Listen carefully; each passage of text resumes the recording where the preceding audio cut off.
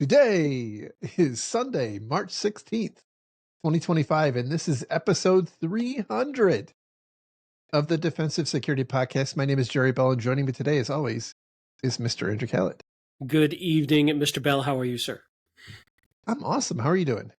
I'm good. I think we should just skip 300 and go straight to 301 just to mess with all of our OCD listeners. Yeah, we were debating that. I'll flip a coin after we're done recording. But hey, 300, that's pretty impressive. It is. It is. Congratulations. Indeed. With a few random gaps in there, right? We had some life events get in the way. But we're back. We're back in the saddle. It's true. By the way, I know we didn't have a chance to talk about it, but I'm not sure about next week's schedule because I've got a thing at a place that will take all weekends. You're finally getting indicted. Well, you know, I have to serve my time over the weekends now. It's kind of them to give you the weeks out to take care of Thor and your grandkittens. Which there's more of every time I turn around. I saw your post on InfoSec.exchange that you have a new grandkitten. I do. All right. So before we get started, a reminder that the thoughts and opinions we express are ours and not those of our employers. However, they could be. Certainly. And also a shout out to our Patreon donors. Thank you so much. Your contributions are sincerely welcomed. Absolutely. Thank you, guys. Really helping us. So thank you. And then getting into our stories. The first one comes from VentureBeat.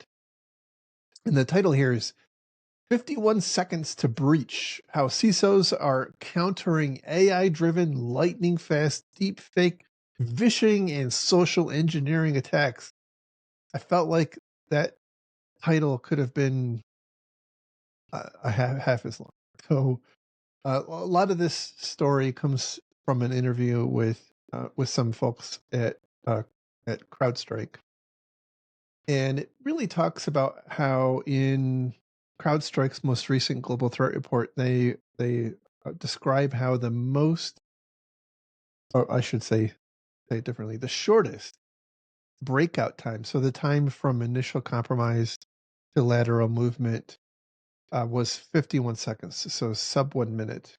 And, you know, and it's a really stark contrast from discussions that we've had in the past, and, you know,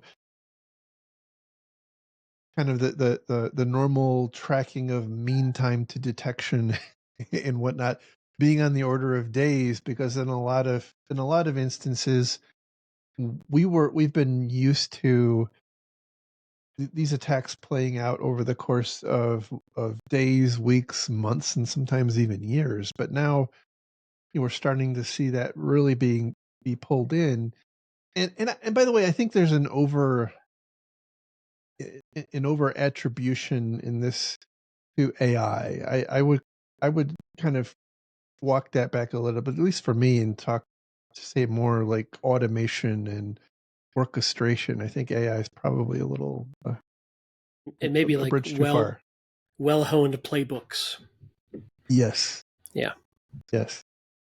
So I don't think they're turning an AI bot loose once they get into your network. I think they perhaps are using AI to help build those playbooks. I could certainly see that and help, you know, define the techniques to move laterally. But I think that's kind of, at least at this point, where it stops. But Jerry, you can't get any media attention or funding unless you use the word AI. It's true. Oh, it's so true.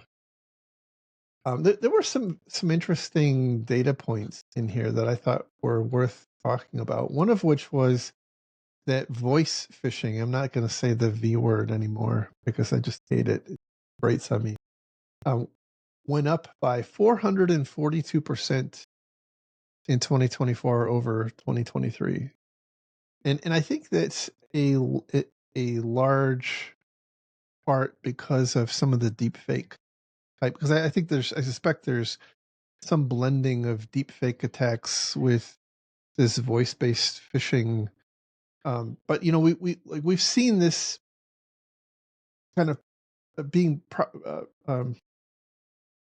perpetuated in a bunch of different ways. Like we've seen instances where attackers are overloading victims with spam and then calling them up, and well, technically that's voice based phishing, right? And so on and so forth. So I think that it's being again used as an attribute in a perhaps larger attacks.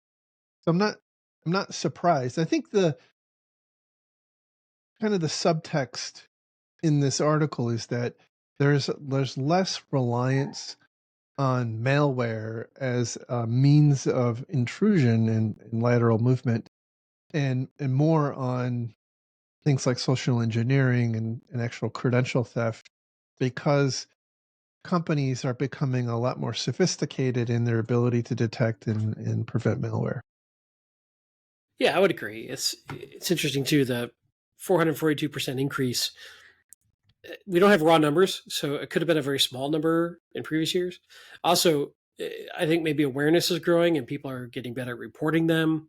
But either way, voice-based phishing with, I'm assuming, some sort of voice cloning or deep fake, uh, is certainly getting scary. It's getting very cheap. It's getting very effective, and it's just going to keep getting better. So I can see this absolutely as a problem.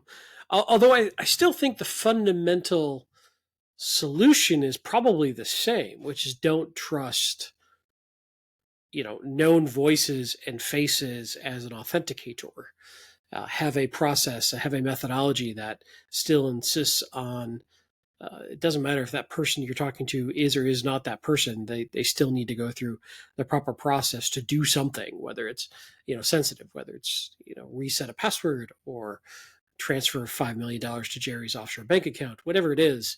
It shouldn't be done based purely on a request. It has to go through some sort of process that hopefully would have some sort of authentication multi-factor that is much harder to spoof.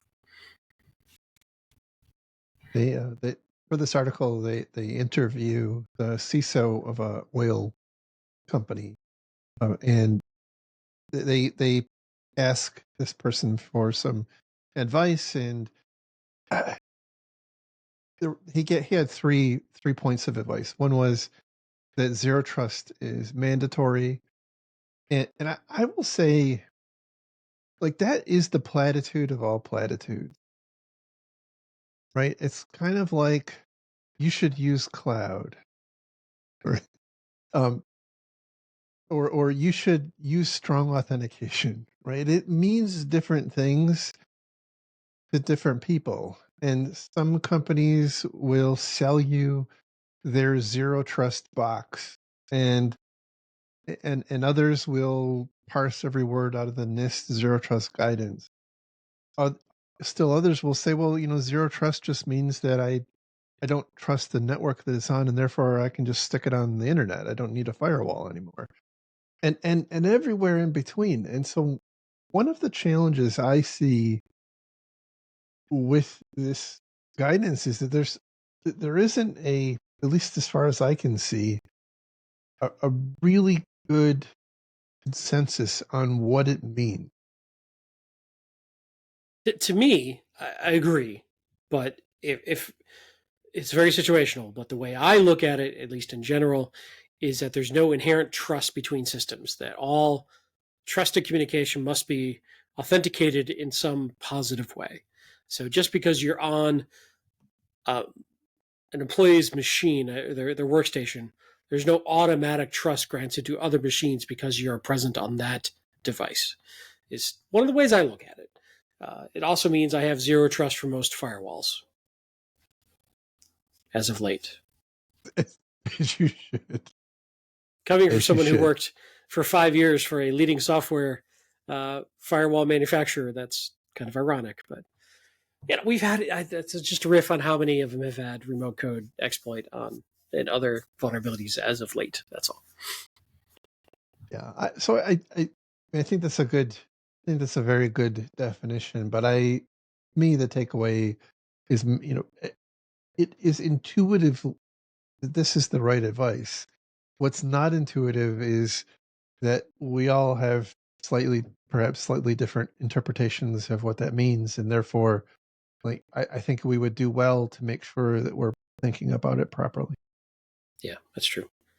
The second bit of advice was to shut down in a very rapid way attacks against credentials. So this basically means um, you know, have the ability to revoke identities almost immediately, and they're talking about um, again revoking access rather than just rotating passwords, and then going back after the fact and reactivating it. And I think that's, by the way, in my experience, that's actually pretty good advice, because in the context of an incident, you you don't necessarily know how that password was compromised, and therefore, if you change the password and provide it back to the employee, you don't really have a level of confidence that is not going back to the adversary. Right. And So also, they mentioned revoking session tokens, so shutting down open yes, sessions at that yes. same moment, which I think is a rarely discussed but important aspect. Like you could reset a password, but if that doesn't also close open sessions, it doesn't matter. If the bad actor's already got a session open. So I completely agree with that. I think one of the challenges I've had with this, in my experience, is the ease with which you can do that is variable based on the technology Oh that you're yeah, using. yeah, and it could be all over the map in the same organization, depending on are you using SSO? How well integrated is that SSO? How there's a ton of variables. You're right, and but sometimes just resetting a password doesn't most of the time doesn't reset existing open connections. So I think the key thing there for me is test it. Don't make an assumption. Understand when someone resets a password, does it close out existing connections and ask for that new password? Or do you retain that session, whether it's through a token, a cookie, whatever it may be, and can continue on your merry way until it eventually times out or expires? Good advice. The third bit of advice this person had um, was to focus on eliminating single points of failure, and so by that, they're really talking about uh, limiting the amount of damage a single person can do.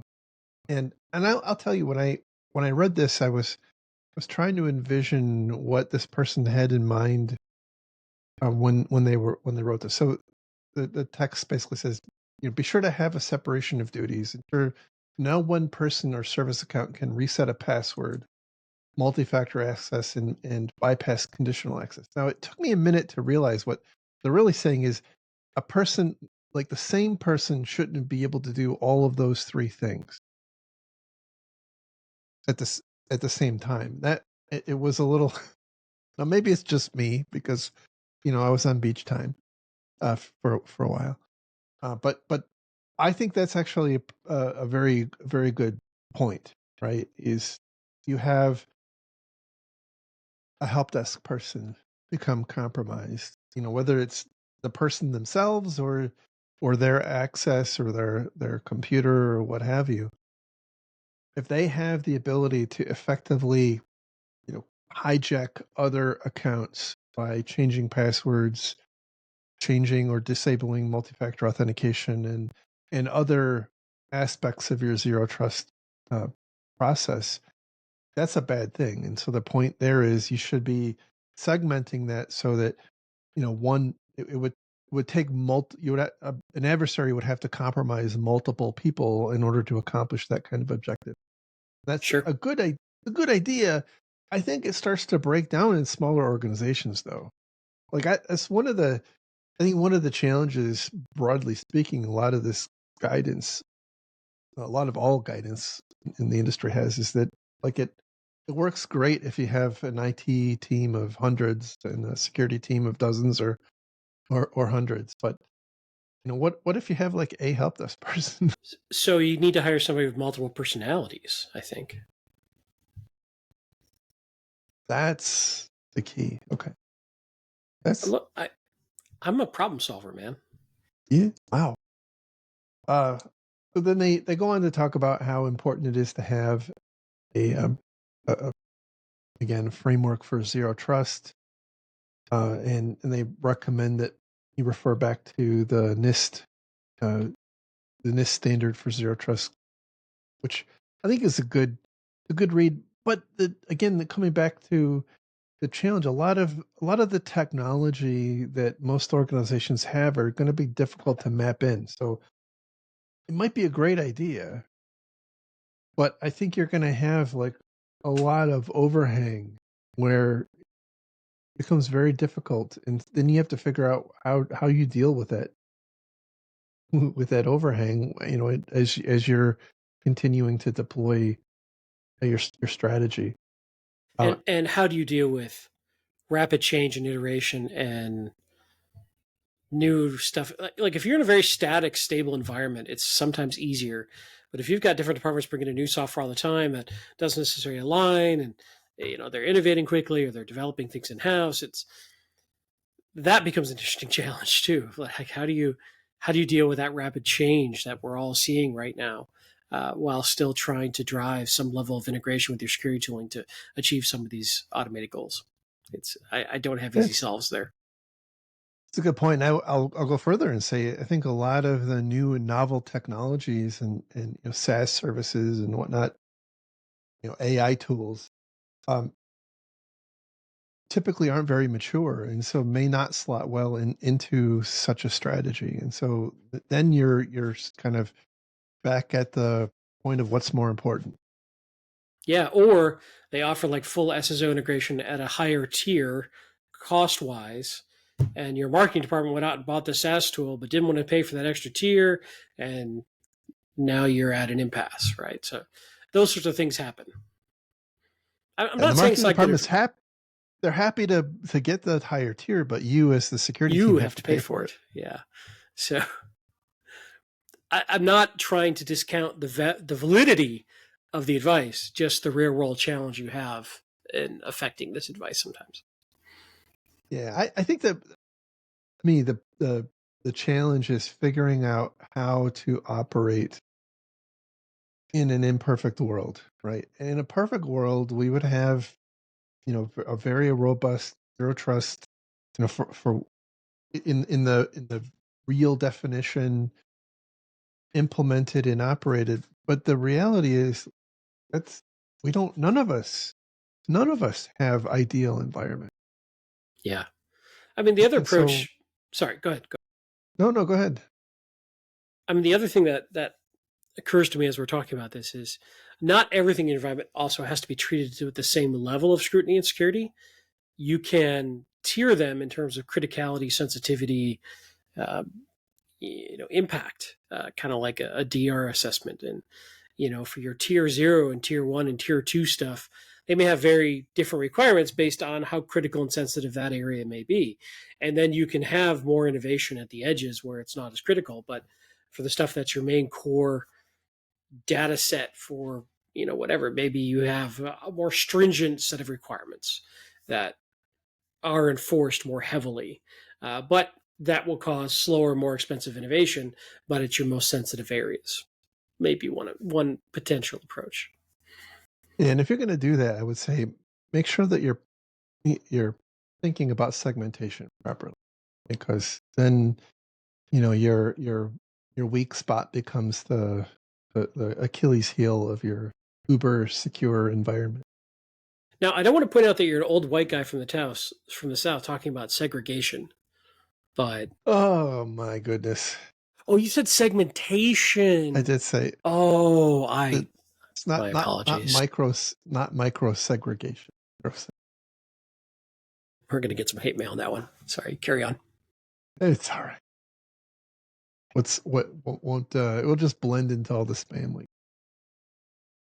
Of all the people trying to optimize our YouTube presence. Oh my god, we apparently have the worst YouTube channel based on the spam we get. We have the worst YouTube channel that was ever put out.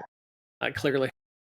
Uh, the next bit of advice was related to adopting AI for your security operation. And so I'm sure nobody has anything to sell on this front. But look, I think it's a realistic point that in a world where the dwell time is measured in minutes, it's not really feasible to rely on humans to make manual correlations between things. So I think we're kind of there, but I go back to the same point that how many organizations have the sophistication and capability to actually do that? I mean, I'm And sure the desire's there. yeah, I let's say you have the capability. Is your operations team on board with something automatically containing or blocking something that could potentially disrupt production? And how do you handle that? And what if it happens at 2 in the morning and you're not a 24/7 shop? Yeah, you get it in the morning after coffee. Well, I mean, this goes back to maybe a tiering aspect where things that are critical customer, like let's say you're operating a SaaS tool or a bank or whatever, and maybe the critical functions aren't able to be automatically or AI disabled, but maybe user accounts for individuals are, because that's containing a small non less disruptive impact if AI were to shut off an individual user's account as opposed to maybe some critical service account between a database and a website. Yeah, so I mean, it goes back to risk management. The risk is in the potential damage that your automation could do. So, but I think over time it we're clearly headed in a direction where this is going to be the world, right? And so like we can kick our feet and shake our fist at the sky and say like, hell no, we won't go. But look, over time, this is coming. It's the tide is coming in, and by the way, it's probably never going to go out. And so I think the leaders here are going to be those that help figure this out for your organization. But I would also say that a lot of this stuff is going to necessarily be very specific to your organization because the structure that you have, the technology stack you have is all going to be fairly unique to you. And there's certainly going to be some like breathtakingly expensive AI solutions that companies will offer you, but like everything, I would just caution you to figure out like how big is the bus of consultants that has to come along with that thing that you're trying to buy. Jerry will help you out for a mere $1,000 an hour. Oh, are we discounting it now? Look, yeah, listener discount. Okay, If you call within the next 5 minutes 50% off. at 1-800 need Jerry, and we'll give you a little discount. All right. Operators So I are think we standing by. kicked that one. The next story comes from the Register, and the title here is "How Not to F Up Your Security Incident Response." I loved this one. I could have used this This 20 years ago in my career, but so this is a large part um, based on an interview with Jake Williams, who is I think very well known in the industry. And one of this, by the way, is something that I have seen. I've been involved in countless incidents, both having caused them and having investigated them. took my joke. I wanted to cut it off.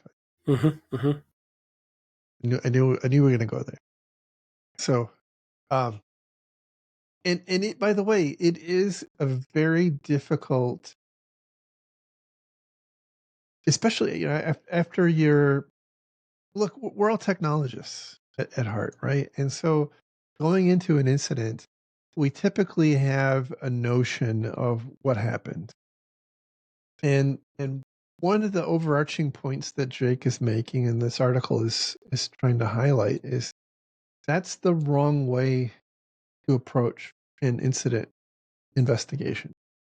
You need to allow the investigation to lead you where it takes you, rather than starting with a preordained expectation of what happened and then looking for evidence that supports your hypothesis. And they he points out, as an example, a situation where uh, an incident he was involved with involved several servers, and one of the servers happened to be internet facing, and so the company's security team assumed that the internet facing server was the thing that was initially attacked. It was the source of the intrusion, and so they spent an inordinate amount of time investigating, looking for something on that system, and they found something. But in the end, upon second look, that was actually a subsequent victim in the compromise. That was not patient zero. It was something that was hacked after one of the other systems had been compromised, but they didn't realize that because they had this kind of you know, again, preordained notion that, like, that was the system. That was what happened. This system was compromised. Let's go figure out how that compromise happened.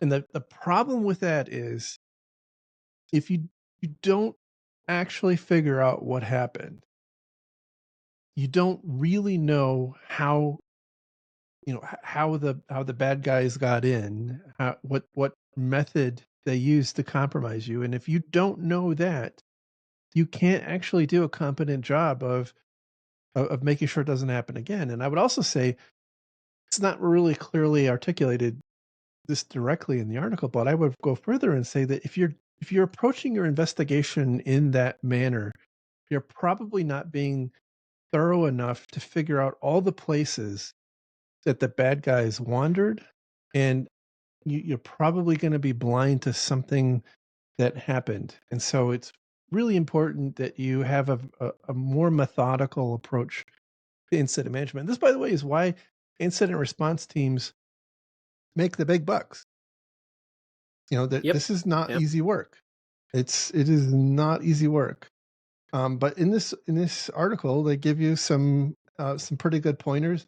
I learned this stuff. I didn't have the luxury of going to a class or anything like that. I learned kind of on the job. Uh, the stuff that's listed in this article is absolutely true. The importance of building a timeline and so on. Like, it is really important that you have a very methodical approach, that you capture artifacts, that I guess it depends on you know how big your environment is and what you hope to accomplish. Like, maybe it's simpler just to recycle the whole thing, and you don't actually care how bad the compromise is, because you like there's just you know you would waste more money in incident response than you would lose based on knowing the actual cause. So, but even there, you don't know what the initial compromise method was, and therefore you don't know that you've prevented it from happening.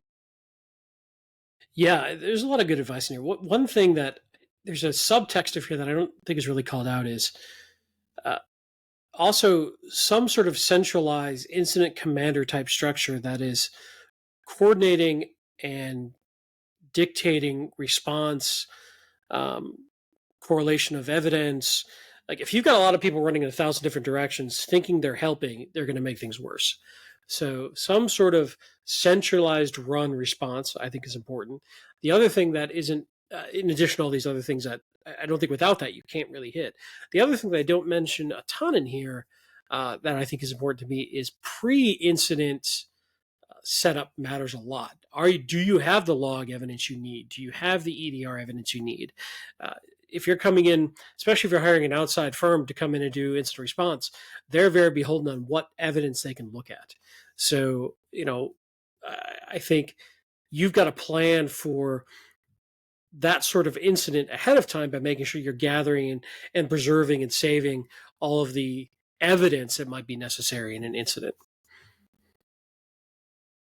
It's a really good point, and the ability for you to track back, to patient zero, and to figure out all of the places that the adversary wandered in your network is a direct function on the logs and artifacts that you have available to you.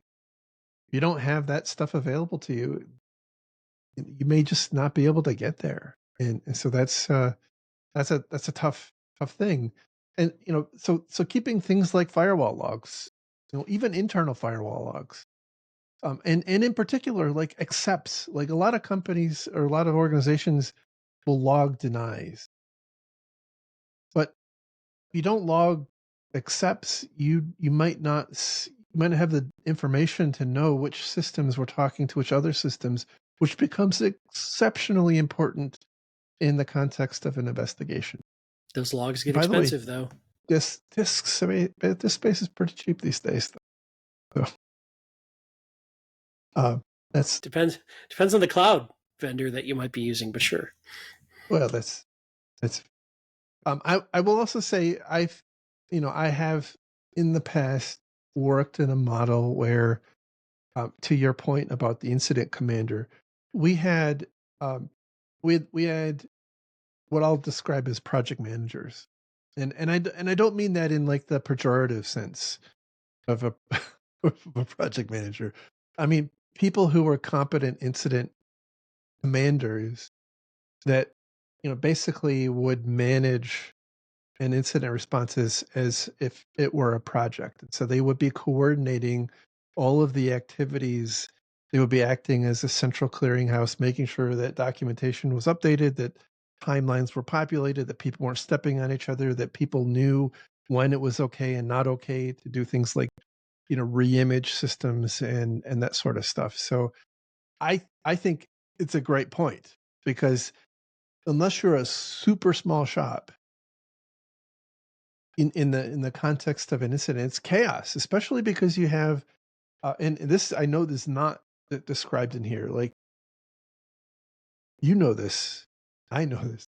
Anybody who's worked in incident response knows this. What happens after there's an incident?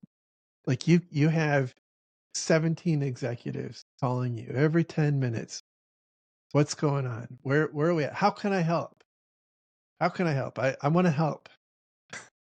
And not just you, And they're calling other people in other departments and right, perhaps asking for things to be done on their own. exactly, Yeah. exactly. And so uh, it is exceptionally important in my experience to also have someone who can run interference for the teams who are actually doing the incident response work. And that was the other thing that we found Yeah. those project managers to be helpful. What I've done sometimes is, assuming I'm in a Zoom environment, I'll have a Zoom room with the engineers working the incident, and then I'll have another Zoom room with the executives, and I'll go back and forth. And like every 10 minutes, go give an update to the executives and take their good ideas and bring them back, right? Sometimes. Because boy, do executives have good idea fairies sitting on their shoulders during an incident. They really do. By the way, you know, I, I think that in general, they, because I was one. Like, I mean, I can't throw too many rocks. Um, you feel powerless, right? Like you have this responsibility to the organization, and you know that something bad is going on, and you feel powerless, and so you genuinely want to help, but oftentimes in the process of doing that, you're making it worse. You're not actually helping. And so I think kind of one of the other recommendations in this and other articles is making sure that you have a playbook that like the first time that you've thought about incident response isn't when the incident is happening. And part of that, in my experience, is figuring out how to harness the energy of your executive team.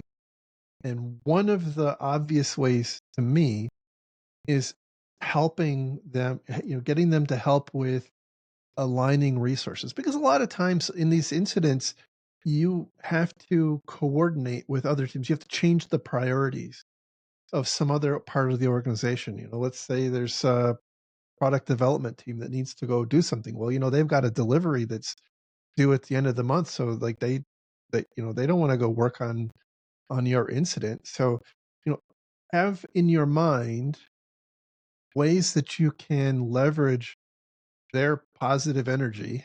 Let's assume good intent to help what you're trying to accomplish, because otherwise they are just going to keep you on the phone. Let's be clear, and so know how you're going to use them. My advice. I think that's brilliant advice.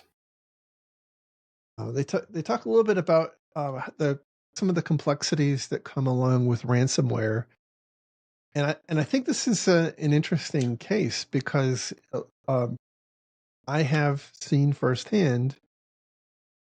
Again, we've talked about this in the past, not with my organization, but with others who were subcontractors or what have you, that had been ransomwared, and especially in smaller shops, they lose everything.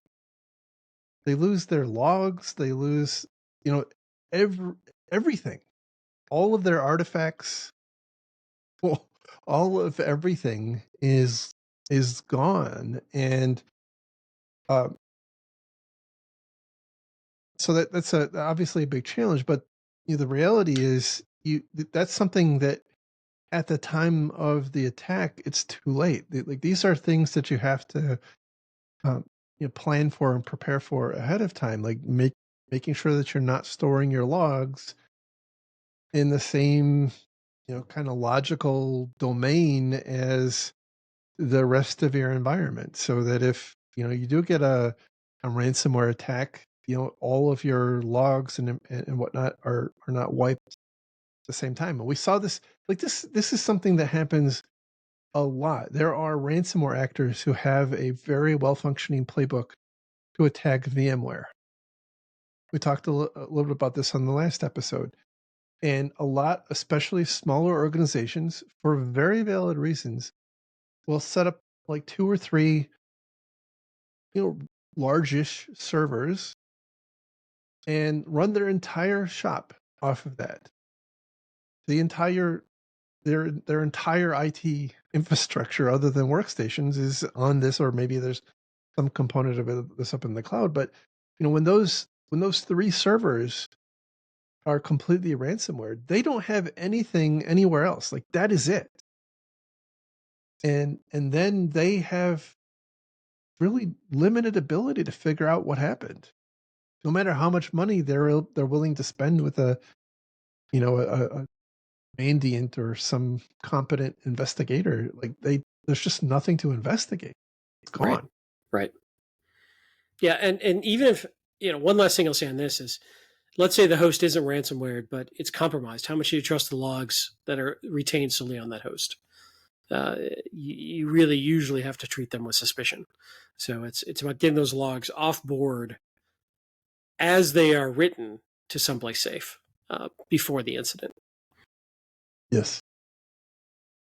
So it's really easy to say and difficult to do. And Hard to again, I do. think it's a function of like the ease with which you can do it is a function of the sophistication and maturity of your organization. I Not every company can afford that. So, but it's different going into it with your eyes open, and making a conscious decision that look, we can't afford it. Then rather than the alternative, you get ransomware and you have the CEO of your company, you know wagging his finger at you over your desk, and you have to say, well, like, we don't have anything. There's nothing Yeah. left. All right. Next story comes from SC Media, and the title here is 95% of data breaches involve human error, report reveals. So this is a very like multi-personality article that flip-flops between a report from Mimecast, which I did not realize there was a whole like video service for mimes, but that's cool.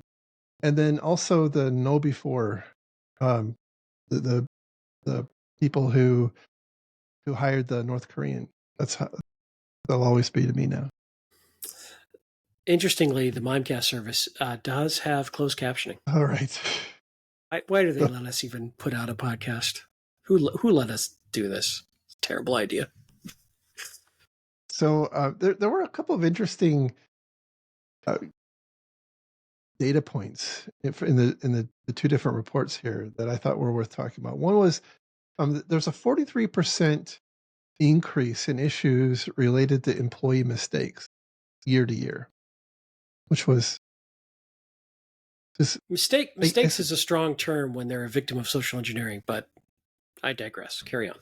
yeah. Now, and by the way, that what they're comparing and contrasting like incidents that result from the actions of a person from those that are like a vulnerability being exploited. Yeah, makes But sense. Yeah. one of the challenges I have is like, okay, so if I forget to apply a patch, Mm-hmm. is that a mistake or not? Well, we'll discuss it on your next review. So I and then if it's code that you wrote in house that's exploited, well, that vulnerability was the result of a mistake. Right. So I guess what I'm trying to say is at some point, like you can kind of distill it all out to it's all human. Like I could argue to some extent all of them have a human mistake at their core. Yeah, I guess the question is it a, for lack of a better term, acceptable mistake that the average person would make? Or is it something that implies negligence or some other, what would the normal, standard person do in that circumstance? Is that a mistake or not? So yes, you could always drill it back to, unless it was a machine written piece of AI code that had a vulnerability that was exploited. There's a human somewhere that, in hindsight, you could say made a mistake. The question is that mistake reasonable to have made? Fair. I think in the context of this though, they're highlighting falling for phishing in all of its friends. I'm not going to say the V word. Deep fakes and business email compromises and stuff like that. I think that's what I think they're holding all of that in that employee mistakes basket, as opposed to somebody makes a bad technology decision. I don't think that's what they're really talking about here. They do talk about how um, there's an increasing concern around collaboration tools, which I thought was interesting in the context of what we've talked about multiple times now, where adversaries are using like Teams and Slack to contact victim employees directly rather than like calling them up over the phone. And when you pair that to other types of attacks, like we've seen with the flurry of spam, and then suddenly you're contacted by someone who purports to be from the help desk. And so I think that there's certainly a lot more to go here, but it it's very interesting to me that so many organizations seem to be willing to expose their internal tools, internal collaboration tools, to the outside to let people come in unsolicited that are not part of their organization. And this It doesn't isn't, by ha- the way, this is not like somebody's compromised an account. Like right. they It's a just, setting. yeah, it's a setting. Yeah. Exactly. It doesn't have to be that way though. Like I know Slack better than I know Teams. And Slack, you very well can say, hey, unless you're a part of this organization, you don't get to be a full member. And then people can ask for third parties to join, and maybe just a single channel, and they're labeled as external. So I don't know about Teams, but I feel like from the reporting I've read, a team seems to be a little more opaque. It's a bit more open than Slack appears to be in this sense. The other thing that occurs to me is nobody's getting exploited on Lotus Notes. So maybe you guys are onto something, Nobody is, or same time, yeah. No, nobody's getting right? exploited on those things. And those are Um, those are collaboration tools, sort of. the challenge, as I understand it, with Teams is that your designator is basically the email address that you have, and so one of the challenges with Teams is that Microsoft allows you to create subdomains of on Microsoft.com. So like you can register like, Jerry's cool subdomain dot on Microsoft.com, and then I can, if you allow it, I can contact your users. And because I have that on Microsoft.com as the root of my email address, it, especially if I'm clever at picking what my subdomain is, like it, obviously it wouldn't be available, but if you pick like helpdesk dot on Microsoft.com, it might look legitimate to to one of your employees who's not paying close attention. And so that's been one of the big challenges with Teams. So I think you're right. It is a an opaqueness problem. There was another interesting like dichotomy I picked up in here, and one of them was that 95% of people they surveyed said that they expect email-based security issues to increase 2025. But over half of the respondents said that they have enough money for email security. I thought that was an interesting. They weren't in the same said in the same paragraph, but they were in the same report. Yeah. So it's an interesting thing. Like on the one hand, I see this problem getting way worse, but on the other hand, like I've got everything I need to keep the problem under control. Yeah. I It's guess is what they're saying. I guess they're assuming their email security tooling that they have in place will adapt appropriately. It's Proofpoint. Like I just bought Proofpoint. What else do I need? It's all good. This episode not sponsored by Proofpoint. It's all good. What more could you need? Um, the next data point was that 8% of employees are responsible for 80% of incidents. Now, as an executive, you know where my head went? Who to blame? How do I get rid of those 8%? The problem is those 8% are the executives. That could be. It's an interesting stat, and it sort of feeds into something you and I fought a lot on the show against, which is this concept of people who are victims of social engineering are just morally, ethically, or intellectually deficient, which a lot of people believe and still believe, and are probably yelling at their podcast playing device because saying darn right they are. I don't know. There's probably a lot of other underlying correlation and reasons that 8% is responsible. Is it the type of work they do? Is it it just implies that a small portion of your environment is gullible, and therefore if you just train them enough you can make that go away. I don't think it's that simple. So I would say that I'm not gonna dismiss the possibility that there are people out there who are just really bad at decision making, and they will click on everything. I'm not going to dismiss that. I mean, I remember a long time ago when I implemented web filtering, people would come to me and ask to have their astrology site. And so, like, I'm not going to dismiss that that's a possibility, but I have a feeling that the majority are people who are in positions that are more apt. Like, you come into, you're exposed to more types of work where you have to make decisions that is prone to that problem. Like, if you're an HR person, let's just say this, you're a recruiter, you are probably going to you're probably going to open more malicious attachments than anybody else, right? That's just the especially nature of your job.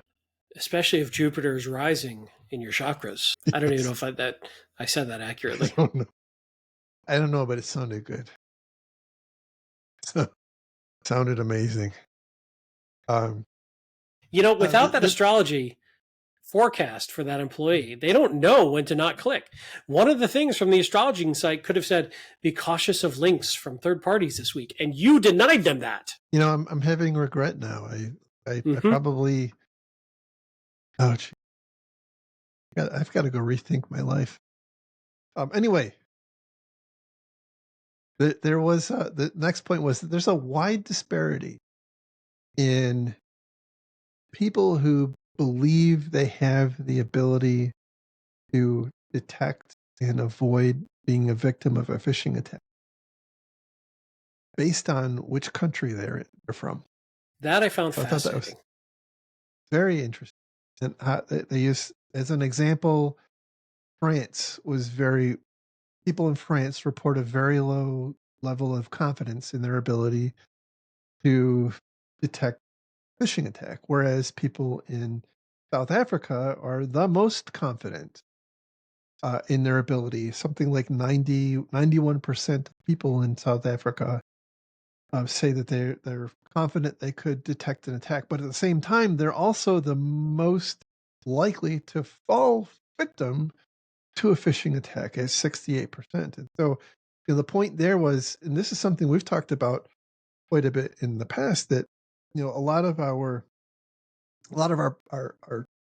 security awareness programs are designed to help employees detect and avoid falling victim to phishing attacks. But the reality is that, like, we can only do so much, and most of the time we have narrow constraints on that, and that are reasonable. Like, you can't send out a uh, phishing email. You shouldn't, at least, that says, "Hey, click here for your company bonus," or as an example. Um, but these are the kinds of attacks that an actual bad guy would come up with. They don't have those kinds of constraints, and so on the one hand, you have you have these kind of draconian IT and IT security people coming up with these god awful phishing simulation lures that catch people and are the subject of ridicule on Reddit. But on the other hand, like, we don't have the ability to cover all of the bases that people are going to actually see in real life, and therefore, when people finish that training, I think they walk away feeling like they have a handle on it. But the reality is, I don't think they do, because it's evolving at such a pace, Yeah. with AI, deep fakes, and whatnot. I also got to think, I'm very curious about, so France, 32% felt confident, South Africa, 91%.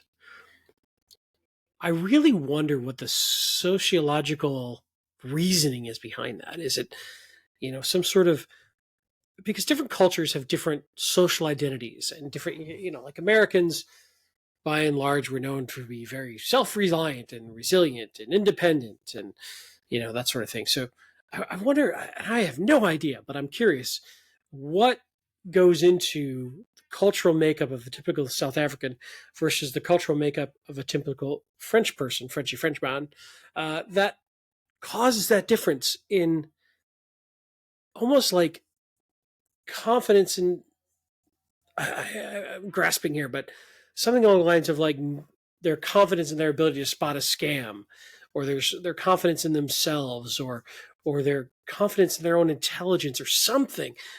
And one thing, just as a quick aside, I remember in the 80s, we were kicking off globalism. We used to do a lot of training in corporate America about different countries' cultures in business and how to interact with them. It seems like we've stopped most of that. Like, you don't hear about that anymore. But I think it matters. Like, people have very, very, very different cultures. And they're not better, worse. They're just different. And if you don't understand them, you can't effectively communicate. And I wonder if this is one of those things where I really am curious what it is about the French that's different than the South Africans that causes this stat to occur. But anyway, It's a just good I question. digress. It's a really good question. Or I'm sure there's some study that would explain it. And to just So follow up on your one point, I think the key is the limitations of our phishing training go back to also we have often said that anyone can be phished with a sufficiently advanced phishing attack. So it's up to us as defenders to have technological controls that that person being a victim of a phishing attack, a successful victim, isn't fatal to the company. yes, there were a couple of other takeaways in here. I'm going to get on to the next one, but um, one was that email-based phishing is still the most common type of scam that people will fall for. Which, given everything else, deep fakes and the all the totality of everything else, it's still email that is dominant. And the other is that uh, the rise of AI enabled phishing attacks are much more effective than those that are just um, perpetuated by people. And so that doesn't surprise me because the AI has the opportunity to go and find information about the culture of a company and can kind of refine the wording, tailor it to the audience. I think in a way that people have a hard time doing unless you're intimately familiar with your target. I can tell you what I am intimately familiar with.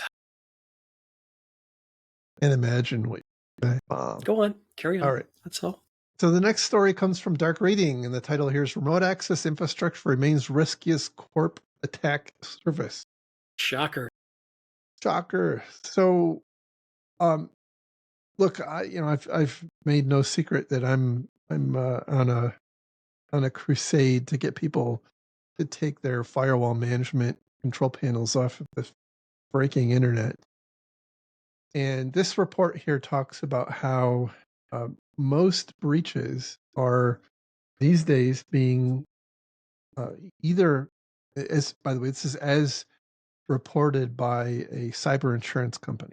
45% of insurance claims resulting from a breach happen as a result of VPN appliances being the initial point of intrusion, That's and 23% that's crazy, wild to me. and 23% are from RDP. The only surprise I have there is that that RDP was so low. I'm a little surprised that it isn't higher, but Agreed. it makes sense.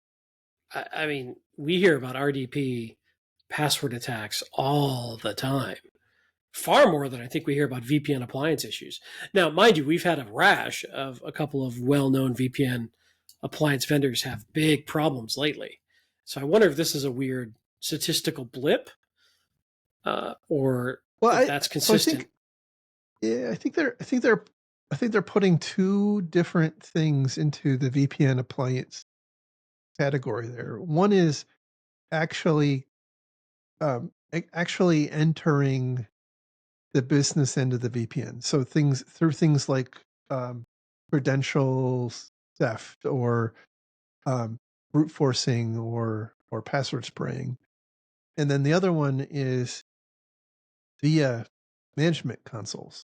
And they're kind of conflating at different points in the article. They're kind of conflate those two concepts.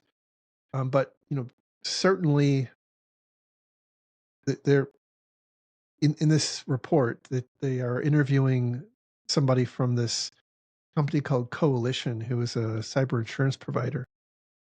And one of the points they make is that if you want to have, if you want to sign up for a cyber insurance policy with them, one of the things they do is try to figure out if you have any of these exposed management panels on the internet.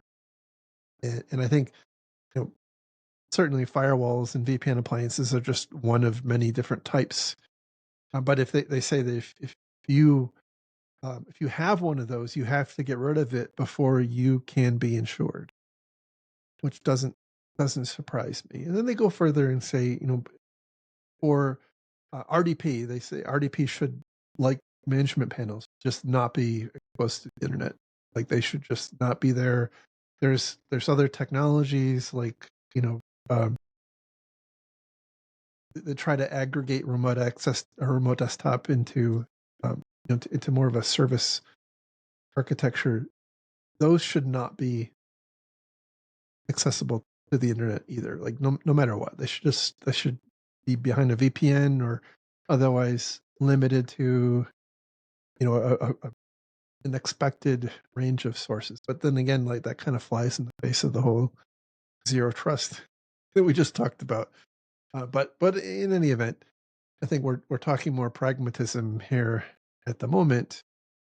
And then they for VPNs, the recommendation is, and I would say further, the requirement is that you use multi-factor authentication so that you're not susceptible to the credential theft, the password spraying, that sort of thing.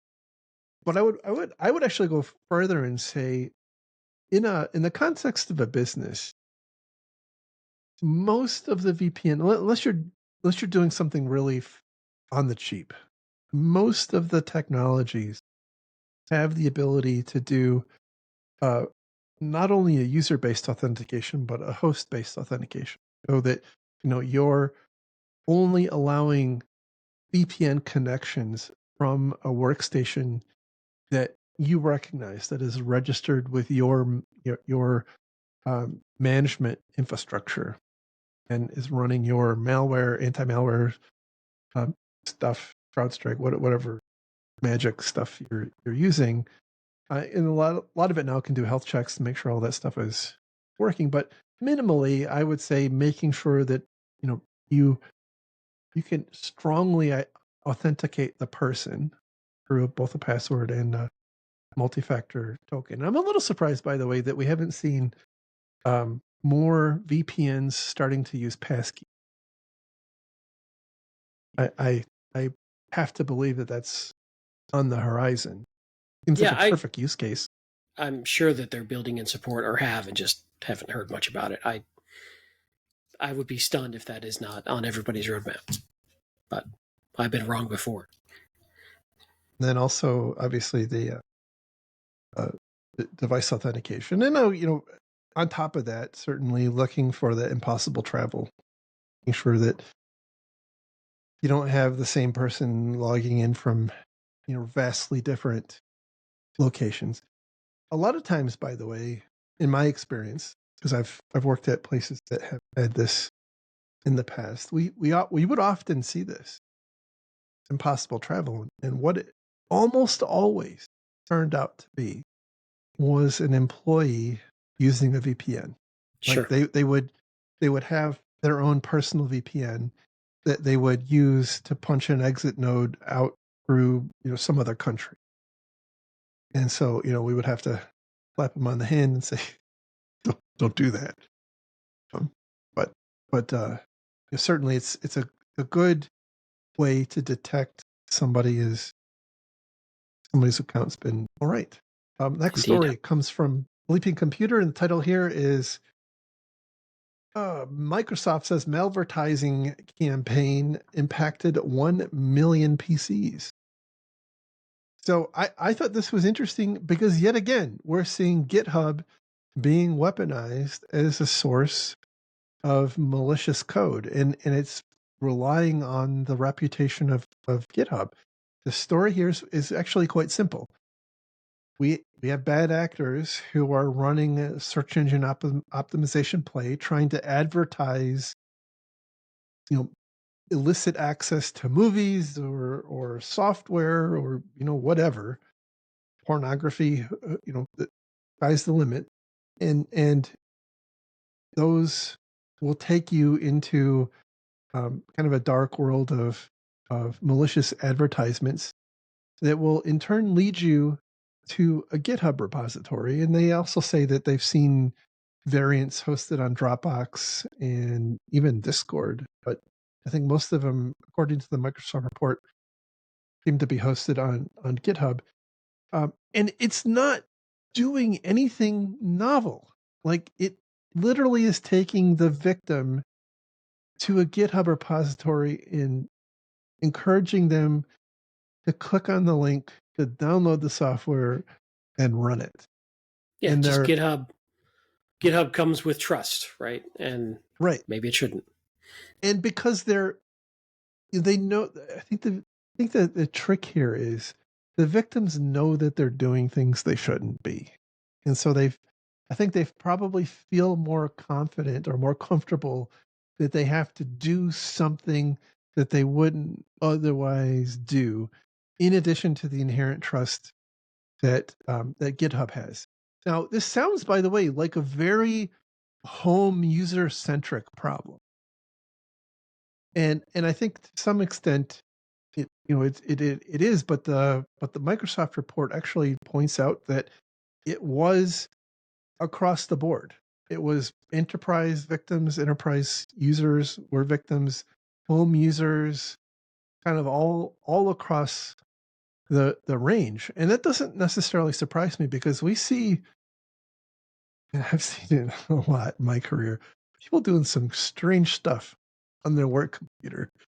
As unless you prevent it, that it's probably gonna happen. What they don't talk about, and I plowed through a bunch of the reports, none of the reports I read indicate what the objective of these attacks was. Now, they in all instances it ends with a remote access Trojan on the workstation. There's multiple steps in between, like they're doing reconnaissance, collecting information about the type of computer, and that helps deliver the right Trojan for that computer. But that's where the reporting stops. And so it's a little unclear, like, does that then get sold, through like a initial access broker? Or what, like that's where the trail ends.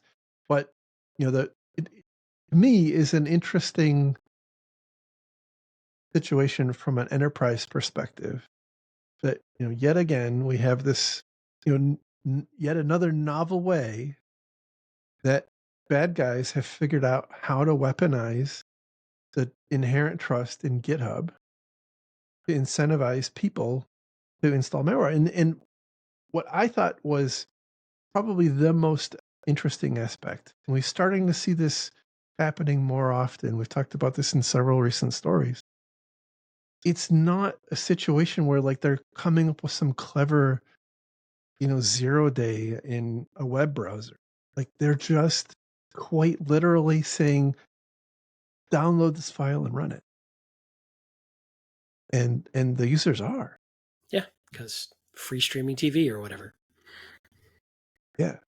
So you don't block it, they're going to fall for it. There you go. Yep. They're incentivized. Anyway, that is any final words on that story? No, I just think we've got to start educating folks that just because it's on GitHub doesn't mean it can't be hostile.